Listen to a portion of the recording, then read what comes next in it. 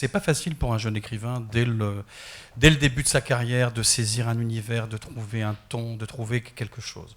Eh bien, je dois dire qu'à ma grande surprise, Karen Russell, qui est née en 1980 en Floride, elle a ce petit truc que beaucoup d'autres n'ont pas. J'en profite, comme elle ne parle pas français, pour lui tresser des lauriers. Je n'ai pas été le seul, heureusement pour elle, il y en a beaucoup d'autres qui ont fait en sorte que ce livre-là, cet auteur-là, a un parcours. Je n'ai pas souvent vu ça dans ma vie, alors j'en profite. Quand le livre sort aux États-Unis il y a un an, elle a une presse extraordinaire. Elle fait la couverture du New York Times Book Review, qui n'a que 50 numéros par an, autant dire que c'est un endroit très très prisé. La revue britannique Granta la classe parmi les 20 meilleurs jeunes auteurs américains de moins de 40 ans. Le New Yorker la classe dans son classement des 20 meilleurs jeunes écrivains américains. La National Book Foundation, qui distingue tous les ans 5 jeunes auteurs de moins de 35 ans, elle l'a aussi. Elle arrive pour un livre très littéraire et très particulier, parce qu'elle a un univers, Karen Russell, quand on l'a lu, on sait qui elle est, on sait à quoi ressemble un livre de Karen Russell. Son éditeur américain Knopf en vend 200 000 exemplaires. Elle a terminé finaliste du prix Pulitzer avec David Foster Wallace et Denise Johnson. Elle vient de recevoir il y a peu le Young Lions Award, qui est remis tous les ans par la New York Public Library et qui récompense un jeune auteur. Elle est en ce moment en train de concourir aux côtés de Russell Banks pour la Carnegie Medal pour Excellence in Literature. Et je termine tout ça avec une nouvelle qui est tombée l'automne dernier. La chaîne américaine HBO, qui est la reine des séries, a acheté les droits de Swamplandia. Et l'univers et les personnages de Karen Russell vont être développés en série pour la télévision. Karen Russell, une première question. Vous êtes originaire de Floride. Pourquoi avoir eu envie de situer votre roman en Floride, mais dans une Floride que peut-être nous, Européens, ne connaissons pas beaucoup? I am from Florida. I grew up in Miami, which is about 40 minutes away from the Everglades. And the Everglades is a really alien environment. And as a kid, I think I had this really skewed understanding of what reality was, because I would grow up, there are all these shopping malls, strip malls, urban development, and then just a short car ride away, there is this wholly alien world full of alligators and mangroves. It looks like a Dantean labyrinth.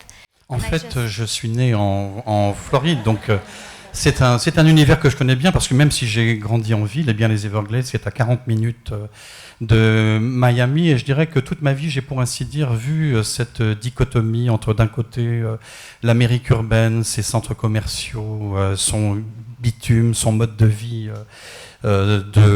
suburbain, et puis pas très loin, les Everglades, cette très grande région marécageuse et très sauvage au large de la Floride, avec les alligators, les mangroves, toute cette nature très très particulière. Donc c'était comme s'il y avait, pas loin de chez moi, cette vision d'une certaine façon du paradis et de l'enfer.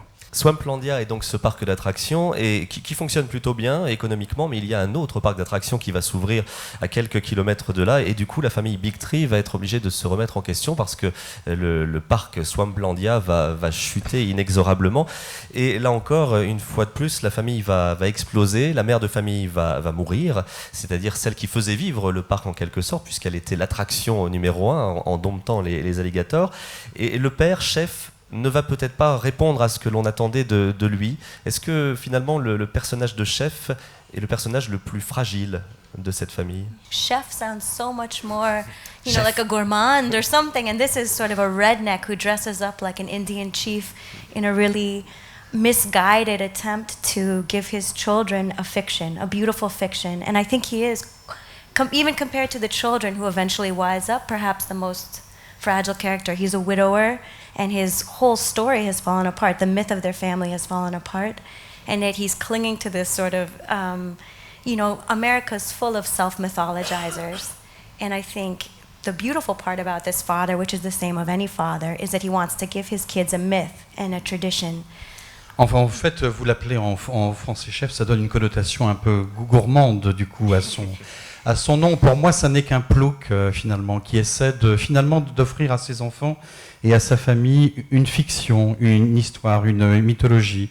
Il se déguise en indien pour attirer les touristes. Et tout ce dont il rêve finalement, comme beaucoup d'Américains qui poursuivent un rêve, eh bien, c'est de donner une histoire, de léguer une histoire à ses enfants. Finalement, le décor de Swamplandia, ce parc n'est qu'une façade pour nous présenter ces personnages et surtout nous faire découvrir avec beaucoup de poésie ces paysages de Floride.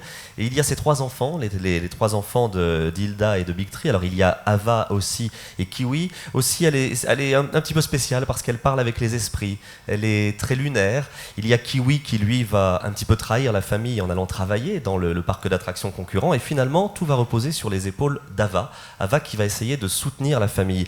Finalement, est-ce que Swamplandia, ce n'est pas une allégorie de nos vies familiales? Yes, absolutely. And I think for me, you could have told the same story in New Jersey with a promiscuous teenager, a father who loses his wife, but to transpose it into the Everglades, I think the contrast between this mythic dimension and just the ordinary struggle of this family, it's sort of the universal grief that a family who loses their anchor, their headliner, the way that they have to come to rewrite the story. I think so much of the pleasure of writing the book for me was trying to use the contrast between the fantastic environment and just the real blood red struggle of this family to figure out how to tell the story so they can move past grief. Oui, en fait, je crois que ce livre aurait pu se passer dans nombre d'endroits. Il aurait pu se passer dans le New Jersey avec des ados, un père qui vient de perdre sa femme, parce que ce personnage de chef, c'est avant tout un veuf qui essaie de se sauver les apparences et de sauver sa famille. Ce que j'ai voulu faire finalement en faisant en sorte que ce livre se passe en Floride, c'était de l'inscrire dans une dimension mythique, parce qu'il y a effectivement cet endroit des Everglades, sa dimension, et d'inscrire tout ça aussi dans le combat d'une famille qui, face à la disparition de celle qui représentait leur véritable ancrage, eh bien, essaie de se raconter des histoires simplement pour pouvoir continuer à vivre.